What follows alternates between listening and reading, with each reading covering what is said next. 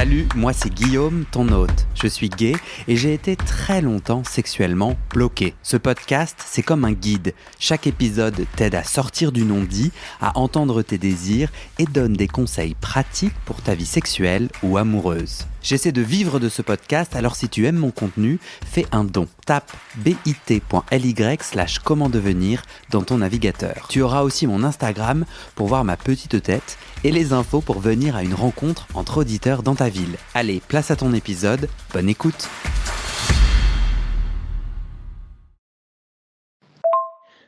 Salut Guillaume, ça fait 3 fois que je refais cet audio, donc maintenant je sais à peu près ce que je veux dire. C'est Morgane, j'étais à l'enregistrement live tout à l'heure. Je voulais te remercier encore une fois pour tout ce que tu fais. Je voulais aussi te dire que le podcast de cet après-midi résonne beaucoup en moi, donc un énième merci. Alors, pas spécialement et pas spécifiquement sur la recherche de l'orgasme prostatique, mais sur ce qui a été échangé entre les pénétrants et les pénétrés et leurs sensations, leur recherche de sensations, leur découverte, où voilà, ça résonne en moi et ça me fait voir les choses d'une autre façon. Et je pense que le Discord, justement, sera un lieu de parole dans lequel je peux aborder le sujet que ça m'a évoqué. Bisous, bisous. Encore plein d'encouragement pour tout le reste. Je te dis à très bientôt. Salut Guillaume. Est-ce qu'il y a des questions ? Oui, Jeff. Alors, bâton de la parole. S'il te plaît, est-ce qu'on peut passer un micro ? En ce moment, j'ai des grosses allergies, du coup je me mouche. Est-ce que tu m'entends quand je me mouche ? Eh bien, non seulement on va tous t'entendre et il n'y a aucun problème car j'ai aussi des allergies et que tu es le bienvenu tel que tu es, mais en plus tu seras le début du podcast. Ouh. Ça va partir sur les allergies. Il n'y a aucun... Non, il n'y a aucun problème, tu te prends pas la tête. Ouais. Eh bien, bienvenue. Salut tout le monde. Alors, on va parler aujourd'hui d'orgasme prostatique, ou en tout cas, genre chemin vers l'orgasme prostatique. Car Denis, qui est à côté de moi, qui est sexothérapeute, me dit attention, quand on parle d'orgasme prostatique, ce qui est aussi très intéressant, c'est le chemin vers. Donc je dis chemin vers l'orgasme prostatique. Est-ce que quelqu'un ici, en levant la main, a déjà eu un orgasme prostatique ? Je dirais qu'il y a un tiers de la salle, on est d'accord ? On est une trentaine. Un tiers lève la main. Et tout le reste, on n'a pas eu d'orgasme prostatique. Perso, je n'en ai pas eu.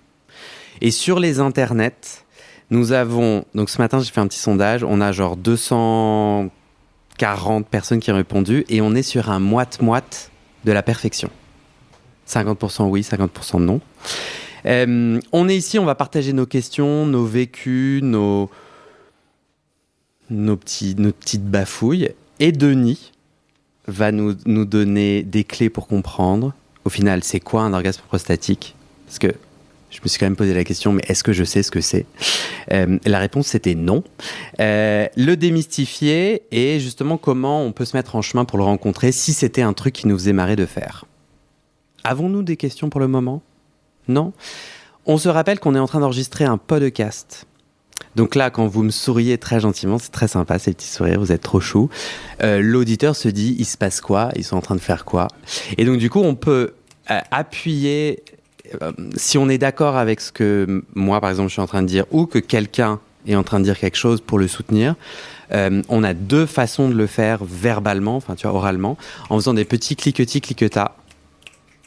Là, tout le monde me regarde. Ouais, magnifique. Ou bien le petit... On se le tend. Magnifique. Je suis à 2 doigts de faire une chorale. Hein. J'ai un peu envie de vous faire chanter, mais on va pas faire ça. Ça vous va ? Alors, je commence par une petite intro avant qu'on se lance dans le vif du sujet. Ce matin, je me suis réveillé. Donc là, pour le moment, c'est tout à fait normal. Et le meilleur moment de ma journée, c'est quand je prends un café. Et qu'il est, c'est vrai, 4h30 du matin, car je me réveille très tôt. Et je me fais mon petit café dans mon appartement parisien. Paris est endormi.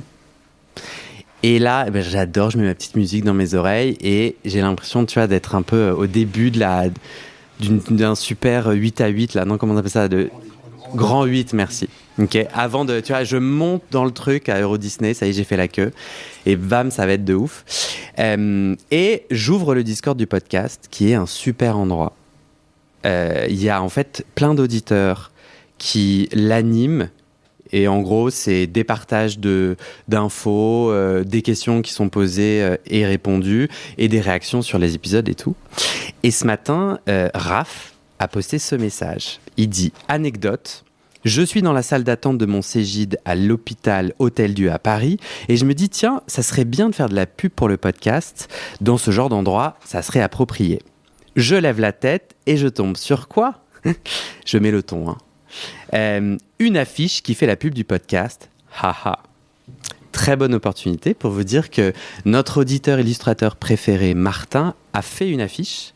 Et vous pouvez aller sur le site du podcast, bit comme bit sans e.ly/comment devenir, pour télécharger cette affiche, l'imprimer et la mettre où vous voulez, telle que vos toilettes. Pourquoi pas ? Parce qu'il y a un QR code. En vrai, vous me regardez, là tout le monde me regarde en mode mais qu'est-ce que je foutrais avec ça dans les toilettes ? Vous pouvez, mais en vrai, genre si vous êtes médecin, coiffeur, thérapeute, que sais-je, vous avez une salle d'attente, tu peux le mettre là. Les assos, les locaux d'assos, etc. Par exemple, un bar dans lequel là nous sommes accueillis et on peut les remercier par le bar Merci Marcha, cliqueti cliqueta. Bar LGBT à Paris. Et quelqu'un a l'adresse ? 8 rue. Tu peux parler fort. 8 rue Richard Lenoir. Non, super, merci beaucoup. Super bar LGBT où il y a plein d'événements chaque soir. Moi, je suis allé à un soir humour où des gens m'ont fait loler. Et c'est un bar queer et l'humour est souvent queer. LGBT, on m'a dit de dire mixte. Car en effet, dans le L, il y a lesbienne notamment et femmes et hommes. Alors si on bouge les tables. Alors là, on bouge les tables. Ça va ou pas ? T'es bien installé ? Parfait. J'ai envie de vous lire un autre message qui est un peu plus dur et où en fait on va changer. Là, je passe de la légèreté et de la joie à quelque chose de plus puissant, mais tout en courant ce matin, car je fais ça pour préparer ces rencontres. J'ai eu l'intuition que c'était une bonne façon de connecter à notre sujet et important. Je vous lis le message d'Anthony. C'est toujours sur le Discord. Je suis toujours là à 5h du matin avec mon petit café. Moi, c'est Anthony, âgé de 28 ans, Montpelliérain. Je vais la faire courte et pas trop mélodramatique. Je suis franco-belge, originaire de Lille, Bruxelles. J'ai été en couple pendant 4-5 ans, pacsé, etc., etc. Nous sommes arrivés à Montpellier ensemble, puis plus rien. Monsieur est reparti avec son ex. Je me suis retrouvé seul, sans argent, ici. Puis j'ai coulé, première soirée, premier sniff, premier jet, premier manque, première MST, première descente, etc. Ça a duré plus d'1 an, puis j'ai rencontré le spot qui m'a aidé, puis j'ai rechuté. Puis j'ai réarrêté, puis j'ai rechuté. Puis j'ai réarrêté, puis j'ai rechuté, etc. Lors d'un groupe de parole sur le chemsex, j'avais entendu qu'une personne écoutait ce podcast, alors je me suis dit, pourquoi pas ? Depuis, j'ai réarrêté, mais je reste dans l'ombre. L'ombre de tout, l'ombre de la tentation, de la rechute, des applications, de Discord, de mes proches aussi. Mais parfois, observer, c'est mieux comprendre. Alors merci pour vos podcasts, parce que même dans l'ombre, il y a des gens qui vous écoutent et ça leur fait du bien, en tout cas pour moi. Alors, cliquetis de ouf pour Anthony à qui j'envoie et à qui on envoie tous. Plein d'amour.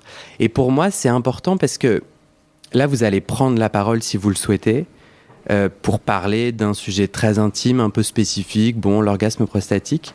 Mais en fait, il y a vraiment de la magie qui se fait dans les oreilles de plein de gens qui écoutent. Et si vous-même, vous êtes auditeur, vous avez peut-être déjà reçu cette magie-là.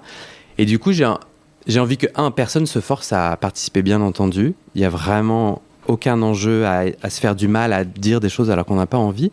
Mais que si vous êtes un petit peu anxieux et que, en fait, de sauter ce pas-là et de dire, vous allez peut-être vous dire, mais moi, ce que j'ai à dire, c'est pas très intéressant. Peut-être que vous allez dire, je sais pas comment on fait l'orgasme prostatique. Vous allez dire, tu vois, ta tête va te dire, vas-y, on s'en fout, t'apportes rien.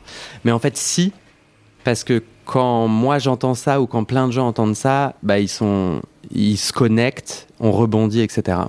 Donc je vous demande juste, si votre cerveau vous dit « Ah, j'ai envie de dire un truc, mais non, en vrai, on s'en fout », de ne pas écouter la deuxième partie.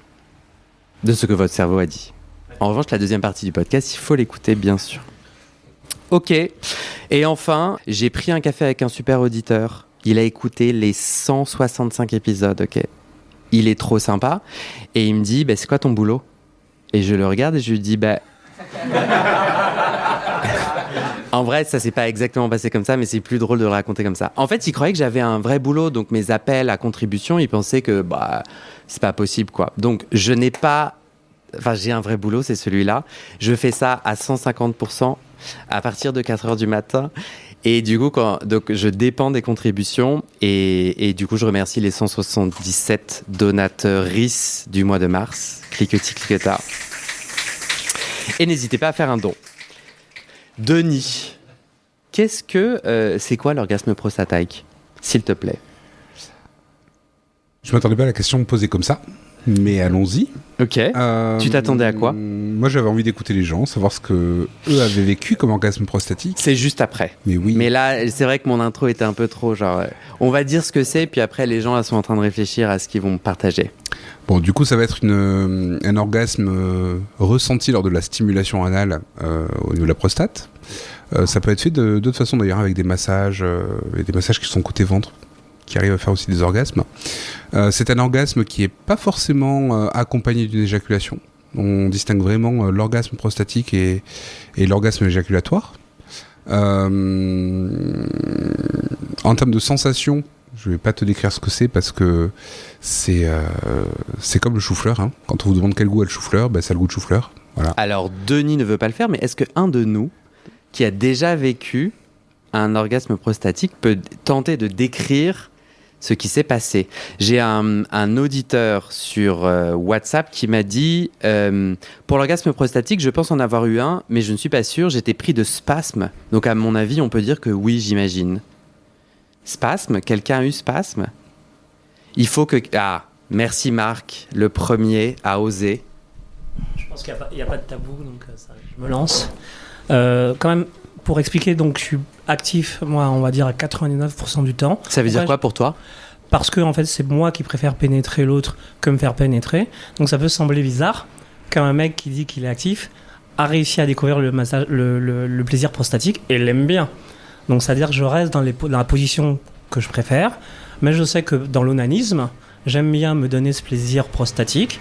Et parce que dans ma vie, ça m'est arrivé quelques fois de tomber sur des mecs avec lesquels j'avais envie d'être passif et qui ont réussi à me le donner. L'onanisme, c'est un magnifique mot. Oui, pour décrire la masturbation. Bah ouais, j'adore. Moi, je l'utilise pas au quotidien, hein, mais c'est très beau. Donc, de mon expérience, parce qu'en plus on en parlait tout à l'heure dans notre groupe de 3, donc j'ai découvert que la meilleure position, c'est sur le dos, que la prostate se situe à 3 cm au-dessus de la vessie. Donc les histoires de taille, de sexe, en fait, ne sont pas quelque chose de prévalent pour donner un plaisir prostatique. Alors du coup, je te demande de parler en ton nom. Toi, t'as pas besoin d'un pénis pour atteindre un orgasme prostatique. Moi, via l'onanisme, j'arrive à me donner ce plaisir prostatique. Et je dirais que pour répondre à ce que vous avez dit en préambule, le résultat, c'est que ça irradie la zone du bas-ventre. Et effectivement, ça peut, dans certains cas, booster l'éjaculation. Lorsque ça ne booste pas l'éjaculation, ça irradie la zone du bas-ventre et on sent ce plaisir. Parce que le massage prostatique avec le doigt, par exemple, on va sentir effectivement que la prostate, c'est comme une petite bille qui va rouler sous le doigt et augmenter ce plaisir. Elle peut, dans certains cas, comme on le fait avec des boules de geisha, pour ceux qui le font, donner une érection. Mais toi, justement, tu utilises ton doigt ou des objets ? Alors, moi, j'utilise mon doigt parce que j'ai trouvé que c'était plus efficace d'utiliser le doigt que des objets. Et c'est comme ça que j'arrive à atteindre un plaisir prostatique à chaque fois que je pratique l'onanisme pour me faire donc du plaisir en solo. Donc, t'es sur le dos. Je suis sur le dos. T'as un rendez-vous dans 45 minutes. Oui. Tu dois partir du coup dans 30 minutes. Oui. Parce que t'as 15 minutes de transport. Oui. On a le temps, enfin, genre, tu vois, quand tu sais que t'as... Parce que moi, je peux me masturber, hop, j'ai 30 minutes. Alors, je ne le fais pas si je sais que j'ai une échéance professionnelle ou personnelle. Parce que je pense effectivement que se faire l'amour ou faire l'amour, c'est une bulle. Et il faut ne pas être stressé par quelque chose derrière, sans jeu de mots. Donc, l'idée, c'est d'avoir du temps pour soi et de pouvoir se dire, parce qu'on ne l'atteint pas forcément à chaque fois. Et il faut pas non plus se mettre la pression quand on se masturbe ou quand on est avec quelqu'un. Donc l'idée, c'est qu'il vaut mieux quand même avoir un planning, on va dire, free derrière, pour pouvoir se mettre idéalement, après c'est selon, moi j'ai des stores vénitiens, donc j'arrive à mettre une lumière tamisée chez moi. En tout cas, il faut, parce que pour moi, le premier sexe chez l'homme, c'est le cerveau. Si le cerveau est pas prêt, les sphincters ne s'ouvrent pas. Il y a cliquetis. Nous sommes d'une salle de sapiosexuels, de cérébraux. Ça te prend en gros combien de temps ? Alors, en fait, quand on est actif, l'idée c'est de se dire que on veut performer. C'est pas une race, hein, mais quand on dure longtemps, c'est parce qu'on arrive à se masturber longtemps. Donc, dans l'idée de l'onanisme, c'est pareil. Moi, je me masturbe parfois jusqu'à 2 heures. Alors, je vais certainement choquer les uns et les autres, mais je pense que plus on prend le temps de se masturber et donc de connaître son corps et de l'appréhender, plus on peut faire durer ce plaisir. Donc je me dis pas, hop, je mets l'horloge, dans 2 heures je me lève. Mais j'ai remarqué que quand je décide de le faire, ça dure pas 10 minutes, quoi. Ok. Voilà. Film porno ou pas ? Film, image ? Alors, soit c'est l'imagination, soit c'est le film pornographique, oui. Ok. Très bien. Quelqu'un d'autre ? Donc pas de spasme, excuse-moi, Marc. Alors si, il peut y avoir des spasmes, mais je dirais que la sensation la plus forte, c'est une irradiation de la zone du bassin qui va donc décupler le plaisir et donner un plaisir beaucoup plus fort qu'une éjaculation classique dans le cadre d'un rapport sexuel ou d'une masturbation classique. Ok, donc en fait j'ai très chaud au niveau du bassin. C'est c'est quoi le mot compliqué ? Irradiation. Pareil. Voilà, c'est ça. Genre j'ai chaud. C'est ça, c'est comme si en fait on mettait un chauffage d'appoint sur son bas-ventre. Chauffage d'appoint. Et qu'on le mettait à fond, ça va rapidement chauffer cette zone-là et on va l'enlever. Sauf qu'à la différence du chauffage d'appoint, c'est qu'on va pas l'enlever puisque c'est un vrai plaisir qui va vraiment stimuler toute la zone du bas-ventre. Et d'après ce que les médecins disent, plus la prostate est massée, plus c'est bénéfique pour la santé, parce que je crois qu'un homme, c'est bien qu'il éjacule au moins une fois par jour. Ça permet de nettoyer en fait tout cet appareil-là. Ok. Est-ce qu'il y a des gens qui en ont mais rien à foutre de l'orgasme prostatique ? C'est vrai, parce qu'au final... Alors Victor, on t'entend pas. Peut-être que ceux qui n'en ont rien à faire ne sont pas venus. C'est possible. Ah mais non, parce que justement, Marc le disait bien, avant d'enregistrer, on se met en petit groupe, on discute, on passe un super moment, etc. Et après, on va aussi passer un bon moment. Il y a peut-être des gens... Est-ce qu'il y a des gens... Non, tout le monde a un peu envie d'être sur ce chemin-là. Est-ce que quelqu'un qui, comme moi, n'a jamais ressenti d'orgasme prostatique peut prendre le micro et nous raconter ce qu'il a essayé ? Jeff ? T'as essayé des trucs pour tenter d'obtenir la chose ? Alors, je ne suis pas sûr d'avoir essayé des choses, mais en tout cas, je suis à dominante pénétrant. Non. Pénétrant. Pénétré. Actif. Ah, pénétrant, pardon. Pénétrant, du coup, je me suis jamais vraiment posé la question au départ de la possibilité d'un orgasme prostatique, mais par rapport à ce que tu viens de décrire, Marc, j'ai l'impression de l'avoir déjà ressenti sans forcément aller chercher ma prostate. Du coup, je suis un peu intrigué. Tu peux... alors, t'as dit quoi pour que je le dise au micro ? Peut-être que la prostate s'est déplacée. Mais non, par rapport au ressenti que tu décrivais, la chaleur au niveau du bas-ventre, même les spasmes, des choses comme ça. Moi, j'ai déjà fait des massages, reçu des massages où vraiment j'ai senti que à ce niveau-là du corps, il y avait des choses qui se passaient. Ok. C'est pas forcément là où on me touchait à ce moment-là. Ah. Donc, quand je pars discuter avec nos petits collaborateurs là, je disais que j'en avais jamais ressenti d'orgasme prostatique et potentiellement non en fait. C'est-à-dire, tu te rends compte que peut-être t'en as ressenti. Et je pense que oui, plein de fois en fait. Donc dans tes pratiques sexuelles, et tu me dis si t'es à l'aise d'en parler ou pas, toi tu dis je pénètre, donc ça veut dire... Parce que tu pourrais pénétrer et avoir des touchés rectaux. Oui, mais en fait... non, c'est pas le cas. Mon anus n'est pas forcément très stimulé pendant un acte sexuel, c'est pas ce qui me fait le plus plaisir et voilà. Mais par contre, je sais que je me fais des jeux tout seul à resserrer, par l'anus, je sais pas comment le dire. Je joue avec mes sphincters, mais seul et sans que quelque chose soit à ce niveau-là. et ça provoque des choses. Et Quand tu te masturbes. Non, même quand je suis en acte sexuel avec quelqu'un. Ok. Donc il y a des enjeux qui sont... Parce que, en fait, je me suis rendu compte au cours de ma relation sexuelle, pour moi c'est très facile de bander, j'ai pas de soucis. Du coup, je peux y aller très vite. Voilà, il n'y a pas de vrai enjeu. Par contre, étant donné que ça dure un peu longtemps, à un certain moment, bah, on sent plus grand-chose en tant qu'actif. Et je sais pas si c'est comme ça pour tout le monde, mais en tout cas, moi, je ne sens plus grand-chose, pardon.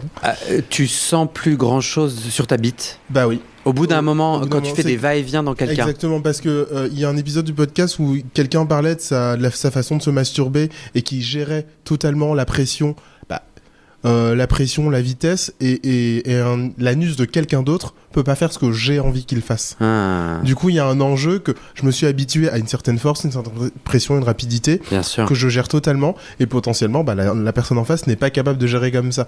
Et du coup, je me suis trouvé des petites astuces, je pense, au fur et à mesure, qui me permettaient d'avoir un petit plaisir supplémentaire qui n'était Très pas lié intéressant. Ah ouais. à mon pénis forcément. Donc pendant que tu pénètres quelqu'un, tu contractes un peu ton anus et quelque part tu te fais un massage de la prostate. C'est ça. T'as déjà je essayé crois. de t'insérer un masseur prostatique? Non.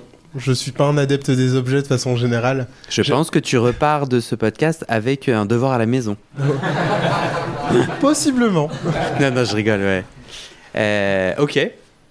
Denis, Alors effectivement, les masseurs prostatiques sont chouettes, mais moi j'inviterais à faire attention. Tout ce qui est vibrant, de façon générale, faut faire attention dans le rythme et la fréquence d'utilisation. Ça procure beaucoup de plaisir, souvent un gadget vibrant. Le cerveau va se dire « Waouh, c'était génial, j'ai ressenti un désir de dingue », sauf que il est surpris, il n'est pas censé ressentir autant de plaisir en même temps. Ce qui fait qu'il va petit à petit désensibiliser certaines zones. Ah ouais. Ouais, ce qui fait que si on ne fait qu'avec des sextoys vibrants, bah, le jour où on passe au vrai partenaire qui lui n'est pas monté sur pile, eh ben ça va poser problème. Parce que tu ne fais pas encore l'amour avec des robots. Et pas encore. Moi, j'ai un masseur prostatique. Ça s'appelle. Comment ça s'appelle? Aneros. Et il n'est pas électrique. Et j'ai ouï dire. Ma source est solide, c'est quand même une sexothérapeute, mais qu'en fait, il a été inventé parce que après, bon, je suis un peu pas très au clair, tu vas me dire, Denis, si c'est vrai ou pas. Après un cancer de la prostate, ou pour éviter une récidive, on invitait les hommes, quelle que soit leur orientation sexuelle, à faire un peu de masseur prostatique. Et en fait, les hommes revenaient en disant ouais, je l'ai fait, et puis c'était vraiment bien plus quoi. Et donc ils ont découvert ça c'est le cas. Oui, après une opération sur la prostate, il faut la restimuler pour faciliter un peu l'amélioration. Et même aussi la masturbation est importante. C'est important de se masturber parce que finalement il y avait un dicton qui était utilisé par un urologue qui disait use it or lose it. C'est-à-dire que si on ne pratique pas la masturbation pour faciliter la cicatrisation, l'entretien des canaux, etc., après l'érection risque de plus revenir. Plus compliqué. Ouais. L'anéros, en fait, c'est du coup rigolo, c'est que c'est des médecins qui l'ont designé de façon très spécifique, c'est-à-dire que la forme est vraiment très spécifique pour justement permettre l'orgasme prostatique. Il y a quelqu'un dehors, il y a un retardataire dehors, faites-le rentrer. Le pauvre. En plus, il pleut. On va continuer, on est en enregistrement. Salut, bienvenue. Ok, je vais du coup lire un auditeur me propose une autre question autour de l'orgasme prostatique. Donc sur WhatsApp, j'ai dit pour ou contre, non c'est faux. Avez-vous déjà eu un orgasme prostatique? Il me dit je suis entre le oui et le non. J'ai pas vraiment eu d'orgasme de ce côté-là. Par contre, ça m'est arrivé assez souvent de me faire titiller la prostate à l'occasion d'un doigtage. Sensation très étrange, complètement inconnue, un peu déstabilisante au début, dont je ne saurais dire si c'est agréable ou pas. Sinon, en revanche, les jeux de doigtage, sans que ça soit forcément profond, peuvent me rendre complètement dingue et me font en général bien jouir. J'ai pas rencontré beaucoup de mecs dans mon cas ou qui aiment ça autant que moi. Donc lui, il dit... Si tu vas trop loin et que tu me titilles la prostate, et moi ça m'est déjà arrivé, je me suis déjà fait pénétrer et il a dit qu'il avait envie de faire pipi, non c'est quelqu'un d'autre, mais un truc un peu weird. Je suis le seul ou pas? Alors là, ce qu'il a vécu, c'est un orgasme prostatique. C'est pour ça que je disais que tout à l'heure, c'est compliqué à décrire, les sensations. Tu parlais tout à l'heure d'une chaleur qui irradie au niveau du ventre. dans ton témoignage. Alors certains ça va être de la chaleur, d'autres ça va être juste une sensation bizarre qui peut effectivement irradier. Un peu comme si on avait une source de sensations bizarres qui prend toute la place à l'intérieur. Et oui, lorsqu'on ne connaît pas l'orgasme prostatique, ça peut être très dérangeant, voire désagréable. Donc quand j'ai envie de faire pipi, Alors ça c'est autre chose. c'est autre chose. C'est que j'ai la vessie pleine, quoi. Non, c'est parce qu'en fait la prostate elle est très proche de la vessie. Et donc si tu stimules un peu trop profondément ta prostate, tu peux venir presser sur la vessie. Ok. Est-ce que quelqu'un veut dire quelque chose et qu'on lui amène le micro? Super, Joël. Et tandis qu'on amène le micro à Joël, moi ça m'est déjà arrivé d'être très excité, de sentir comme si ma prostate était plus gorgée ou plus épaisse, et qu'en fait ça me faisait mal qu'on me la stimule. Est-ce possible? Denis me regarde avec des yeux genre... Quel énorme dossier. Non, encore une fois, c'est dans ma tête. C'est peut-être possible, mais c'est pas. Encore une fois, c'est une sensation. C'est la prostate quand on ne la connaît pas et qu'on se voit être stimulé au niveau de la prostate, on ne sait pas ce qui se passe. Justement, est-ce que c'est agréable, est-ce que c'est pas agréable, comment je dois interpréter la sensation. Dans le témoignage que tu as lu, ce qui était chouette aussi, c'est ce côté, ça m'a rendu dingue. C'est-à-dire qu'on ne sait pas si on aime, mais en même temps, on chauffe. Tu vois. Ouais, grave. Donc le côté désagréable, c'est aussi une façon de se dire qu'on a besoin de la travailler, la prostate. C'est aller vers un orgasme. C'est une conquête. Oui, tout à fait, c'est une conquête, un apprentissage. Joël? Alors du coup j'ai un peu perdu le fil, mais en fait moi je suis plutôt actif, mais pas fermé à essayer d'être passif. Enfin, donc je me décris comme vers ça plutôt actif. Et en gros, il faut vraiment que je veuille pour que ça rentre. Toi, quand tu es pénétré? Oui, voilà, quand je suis pénétré. C'est psychologiquement, il faut que tu sois super bien pour... Et physiologiquement aussi, ouais. Littéralement. Et en fait, j'ai répondu non, que j'ai jamais eu d'orgasme prostatique, mais après, j'ai déjà eu des sensations, mais qui m'ont pas paru agréables. Et si je compte de toutes les fois où j'ai essayé, et il y en a eu quelques-unes, ça m'est arrivé 2 fois où j'ai eu vraiment très envie d'uriner, mais toi aussi, ok. Ouais. Mais c'était qu'une sensation, parce que la première fois que ça m'est arrivé, je m'étais même arrêté pour aller aux toilettes et en fait j'avais pas du tout envie d'uriner, quoi. Ouais. Et la deuxième fois, j'ai vraiment eu envie d'uriner, mais je sais que je kiffais vraiment le moment. Okay. Et j'avais cette sensation, déjà parce que le mec était incroyablement beau, sympa, on s'entendait bien. Et j'étais excité, mais j'avais envie à la fois d'uriner et j'avais cette sensation où j'avais l'impression que j'allais, on va dire, déféquer. mais c'était qu'une sensation, les deux en même temps, quoi. Ouais. La sensation d'avoir envie de déféquer. Il y a 2 personnes qui hochent de la tête en même temps, quoi. Mais vraiment très fortement. Ok. J'étais à 2 doigts d'arrêter, mais je voulais j'étais tellement sur mon truc que j'ai quand même continué. Et c'était très bizarre parce qu'en même temps, ça me faisait plaisir, mais je sais pas si c'était dû vraiment à l'acte en lui-même ou à la situation. Ok. Mais par contre, j'avais vraiment l'impression que j'allais fuir de tous les côtés, quoi. Donc, ok.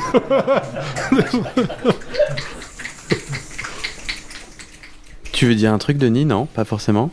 Il y a 2 personnes qui ont hoché la tête. Geoffrey? T'es pas obligé, ouais, si. Moi, c'est plutôt pour rebondir en fait sur cette envie d'uriner. Alors, pour ma part, là, pour le coup, je suis exclusivement passif. Pour l'instant, j'ai une sexualité qui est pas forcément très très grande, qui est très ancienne. Je n'ai connu qu'une seule personne, mon copain actuel, et lui est uniquement actif. Et donc, dans la recherche, la curiosité en fait finalement de l'épanouissement sexuel, la question de l'orgasme prostatique s'est assez vite posée.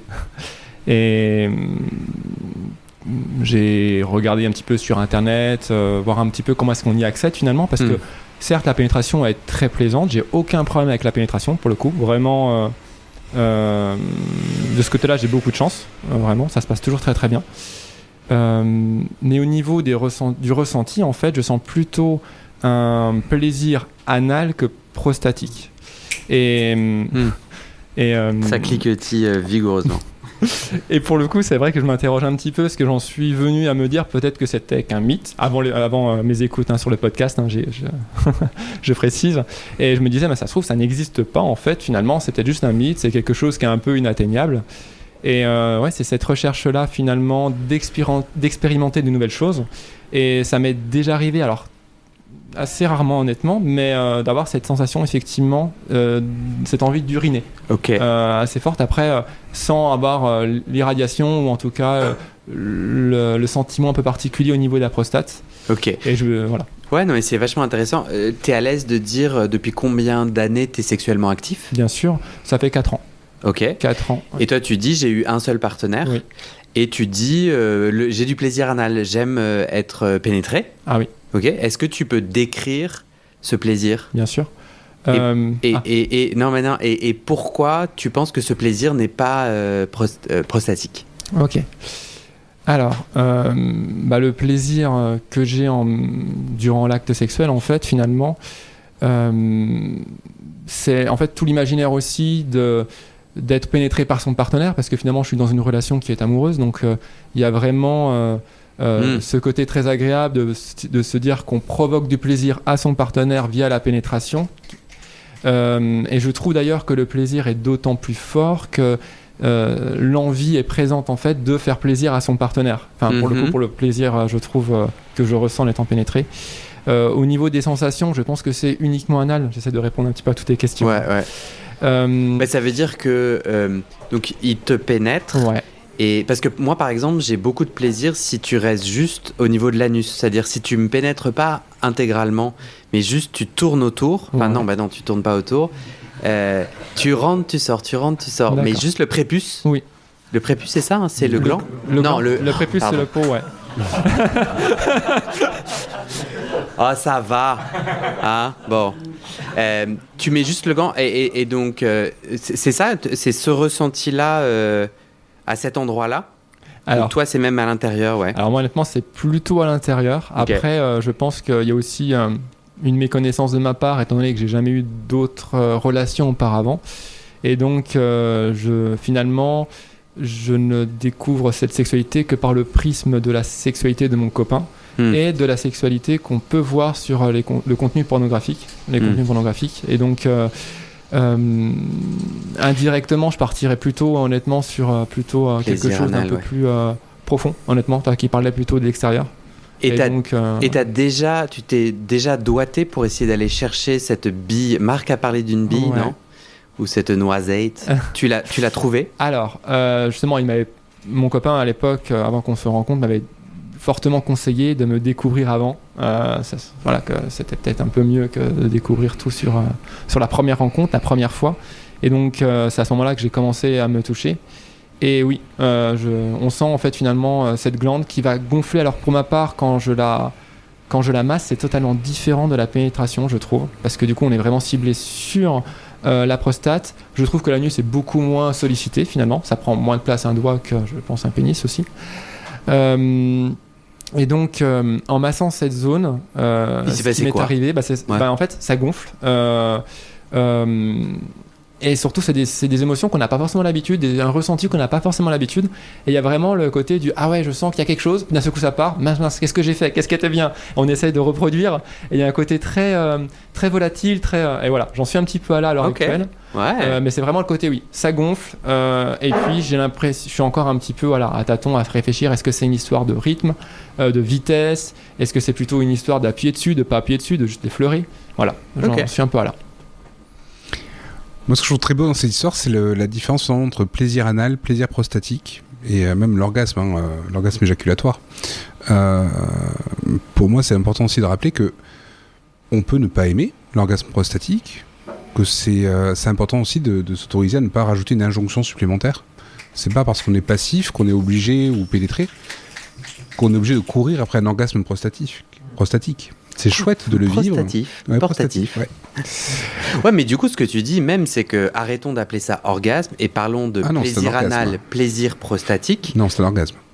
Ouais, mais tu vois, parce que ce que j'entends que tu dis, c'est si jamais quand j'essaie de me donner du plaisir prostatique, par exemple en me touchant, que j'aime pas le ressenti, on n'est pas au niveau de l'orgasme, mais du coup, c'est quand même le chemin du plaisir prostatique. T'es d'accord ?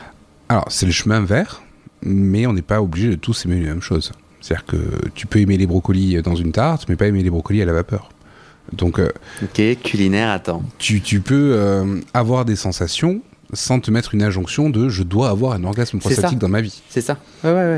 On est d'accord. C'est plutôt une curiosité qu'on peut développer, qu'on peut suivre, mais ne pas être, par exemple, pénétré et n'avoir jamais connu un orgasme prostatique n'est pas une fatalité en soi. C'est pas un problème. C'est pas un problème. Bien sûr. Parce que le plaisir anal à la pénétration vient d'autres facteurs. Effectivement, il y a la dimension psychologique, tout le fantasme, les sensations anales. Les sphincters sont hyper énervés, donc en fait, on a plein de sensations. Et c'est pas forcément une quête en soi ou un objectif de se dire « je suis pénétré d'habitude, il faut qu'un jour je connaisse mon orgasme prostatique ». Ouais, complètement. Est-ce que quelqu'un veut... Est-ce que quelqu'un a tenté des trucs sur le chemin du plaisir prostatique et peut nous faire un peu un débrief ? Baptiste, pendant qu'il accède au micro, a une sacoche absolument magnifique. On va tous cliqueta. Voilà, je suis un dictateur. Et du coup, les auditeurs, ils sont là, putain, elle ressemble à quoi ? Tu peux la décrire ? C'est une banane en sequin. Donc sequin, c'est les genres de paillettes. Et donc dans un sens, quand les sequins sont vers le bas, elle est argentée. Et quand je remonte les sequins, elle devient rouge. Et voilà. Ah, je connais mon cadeau de Noël. Voilà. C'est un cadeau de ma cousine. Ok. Donc on remercie Joséphine. Merci Joséphine. Prostate. Prostate. Revenons au sujet. Non, moi je te rejoins. C'est moi qui ai cliqueté vigoureusement parce qu'en effet, moi j'ai beaucoup de plaisir anal dans le pourtour du sphincter. Comme tu disais que c'est hyper énervé. Denis. Oui. Tu disais comme tu disais, mais les auditeurs savent pas à qui tu parles. Ah oui, tu disais Denis, pardon. Que c'est hyper énervé. En effet, moi j'ai beaucoup de plaisir là. Et j'ai aussi l'anérose. J'ai aussi lu ce qu'un pratiquant invétéré de l'anérose a écrit. Il a écrit et publié un traité de l'anérose en ligne. Donc ça, c'est quoi l'anérose ? Donc l'anérose, c'est le stimulateur prostatique dont tu parlais tout à l'heure, qui est un stimulateur manuel. Il n'y a pas de pile, ça vibre pas. Et qui a cette forme très particulière. Et donc tu l'insères dans l'anus. Et dans le traité de l'anérose, ce mec-là, dont j'ai oublié le nom, Jean-Pierre. On va l'appeler Jean-Pierre. Je crois que c'est Nathan. Non ? Ok. Nathan ? Ouais, je sais pas. Okay. Il dit quoi dans ce traité ? Il dit de se l'insérer et de contracter le périnée et l'anus. Et essayer les deux, de contracter et le périnée et l'anus et alterner. Et sans se stimuler le sexe, le pénis. Et parce qu'il dit notamment, et ça je serais curieux d'avoir Denis ton avis aussi, que en fait c'est comme si les nerfs de la prostate, ils sont pas, les chemins nerveux sont pas totalement faits de base, et on est surstimulé de la bite en gros. Donc ça c'est un peu l'autoroute du plaisir, et donc c'est un peu le plaisir qui va nous submerger si on stimule la bite en même temps.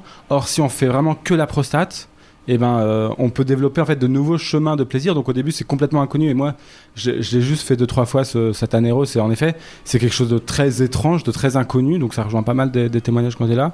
Quand t'as dit je me suis fait, c'est que t'as vraiment pareil comme Marc, t'as bloqué 2 heures. Tu t'es créé un petit contexte. Ouais, alors j'ai pas bloqué 2 heures, mais c'était chez moi. J'ai mis une petite musique. T'as mis ta sacoche ou pas ? Non, elle est toute neuve. Non. Ah ouais. C'est une aire pré-sacoche. Ok. Mais tu t'es mis bien, quoi. Je me suis mis bien, j'ai lubrifié, j'ai pris mon temps et tout. Je me suis caressé aussi, il conseillait de se caresser dans le traité. Mais pas le pénis. Et pas le pénis. Tu te caresses le corps et tout. En fait, je sensibilisais tout mon corps pour revenir au corps. Tu te détends. Et t'as senti quelque chose ? Et j'ai senti quelque chose de... Enfin, c'était très nébuleux, très gazeux. Enfin, c'est pas très solide comme plaisir. C'est pas très concret et localisé. Mais je sentais que ça venait chercher quelque chose de profond, quoi. Et dans le traité, il dit aussi, en fait, il conseille de le faire, 5-6 fois, voire 10 fois parfois, avant de vraiment connaître. Et après, lui, il raconte les orgasmes prostatiques qu'il a eu, qui sont de l'ordre de la transcendance divinatoire, okay. Ce qui fait un peu envie. Et donc moi, je suis vraiment avec ça, avec ce truc de, Enfin, ouais, cette question de est-ce qu'on peut recréer des terminaisons nerveuses vers la prostate et qui permettent du coup d'avoir ces orgasmes vraiment différents, quoi. Avant que tu répondes, Denis, du coup, la conclusion, Baptiste, pour toi, c'est j'ai essayé 2-3 fois, puis après, tu as rangé l'anéros. Ça s'appelle pas une sacoche, c'est une banane.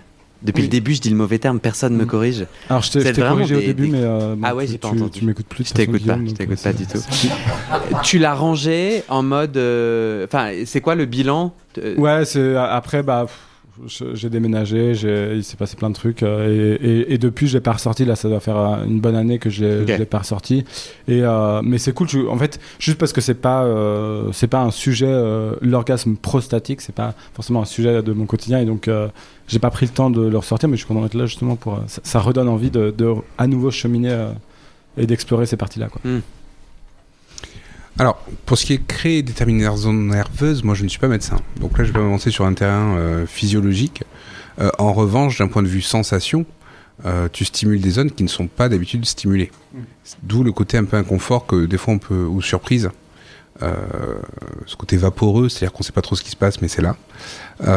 En revanche, ce qui est sûr dans cette démarche-là, de d'abord travailler cette découverte prostatique sans stimulation du pénis, c'est une façon de se mettre vraiment à l'écoute et de ne pas parasiter. Une chose à la fois. Et dans tout ce que tu as expliqué dans le rituel, notamment de te caresser, d'installer un moment, ça rentre en compte. C'est-à-dire que... et d'ailleurs, ça rebondit avec, je ne sais plus qui, l'anecdote tout à l'heure sur la masturbation. Jean-Pierre non, je crois que c'était Jeff, qui contrôlait le mouvement, la vitesse, etc. Oui. Quand on est ado, ou enfant, ça dépend des âges, la première éjaculation, on ne sait pas ce qui se passe. Bon, alors, des fois on sait, mais quand ça arrive la nuit, qu'est-ce qui se passe ?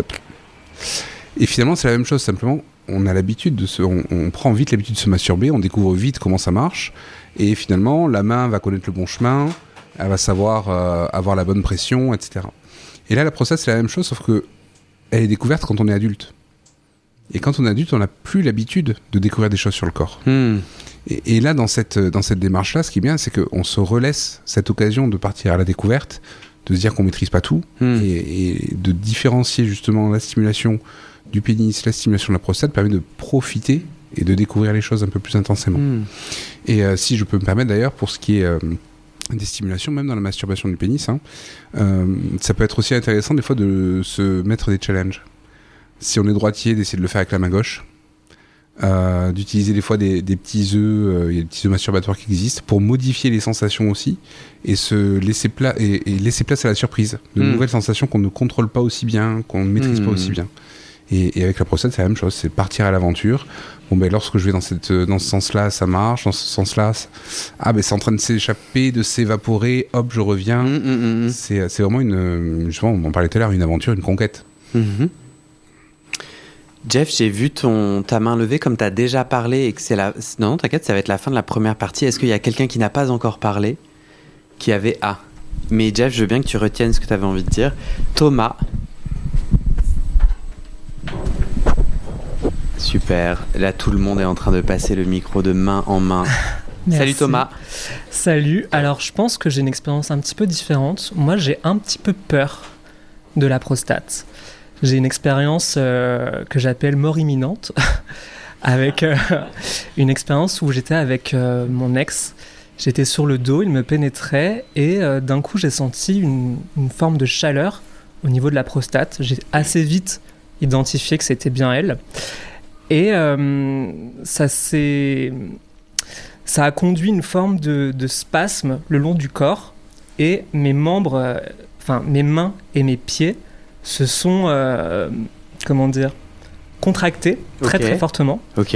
Et j'ai senti particulièrement ma main complètement repliée de cette façon-là. Tu peux la décrire ? Alors mon pouce se fermait quasiment sur l'ensemble de mes doigts. Ce qui était une sensation nouvelle et très perturbante. Ce qui a conduit à une forme de peur en fait, de cette nouvelle sensation. Et donc voilà, c'est vrai que maintenant... Donc c'est des spasmes, ton corps se comprime. Exactement. Et ça te fait peur, ça te fait mal ? Ça fait pas forcément mal, mais le fait de sentir ses doigts se fermer et se raidir, ça a conduit à l'arrêt de la pratique forcément.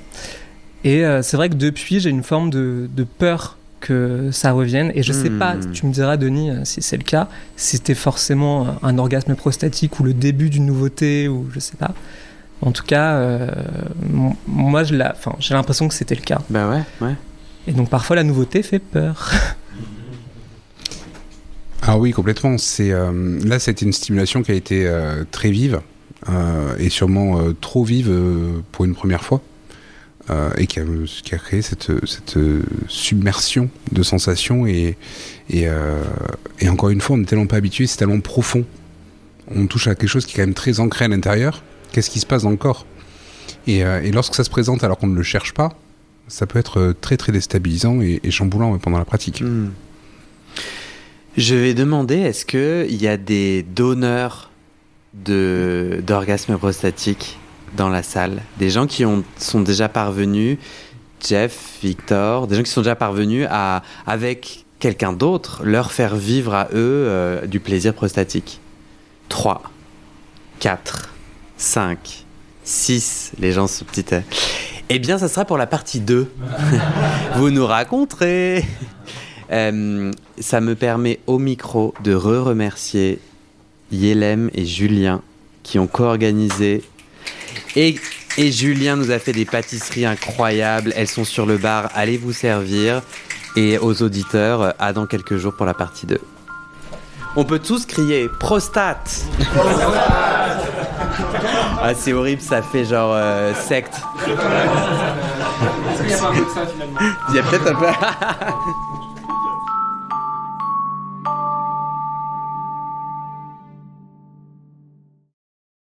Et c'est la fin de cet épisode. Il y a plus de 130 épisodes à découvrir sur ce podcast. Ça fait beaucoup, alors je t'ai rangé les épisodes par thème. Conseils sur la sodomie pour ne plus avoir mal ou comment bien faire son lavement. Le BDSM, la bisexualité, couple ouvert ou exclusif, le racisme, le polyamour, etc. etc. C'est génial et c'est sur le site du podcast. Tu tapes bit.ly/comment devenir dans ton navigateur. Ah, une dernière chose, ne t'en va pas, si tu aimes mon contenu et que tu veux que ça continue mais tu ne peux pas devenir un des 400 en me soutenant financièrement, tu peux m'aider en quelques clics. Écoute bien, il te suffit de cliquer sur s'abonner ou suivre sur la page du podcast dans ton app d'écoute et de mettre 5 étoiles. Ces petits clics qui te prennent 5 secondes, ça fait vraiment une grosse différence pour le futur du podcast. L'algorithme se met à pousser automatiquement le podcast à plus de gens. Ça me permet alors de trouver les prochains témoignages et des potentiels futurs donateurs, donatrices. Et j'ai pas beaucoup de temps pour arriver à l'équilibre financier. Tant que j'ai pas trouvé 400 personnes qui donnent chaque mois, je dois utiliser mes économies et ça ne va pas pouvoir durer. D'ailleurs, pour devenir un ou une des 400 et faire un don pour que le podcast continue, va sur le site du podcast. C'est toujours le même lien, bit.ly/comment devenir. Merci pour ton aide et à très bientôt dans tes oreilles.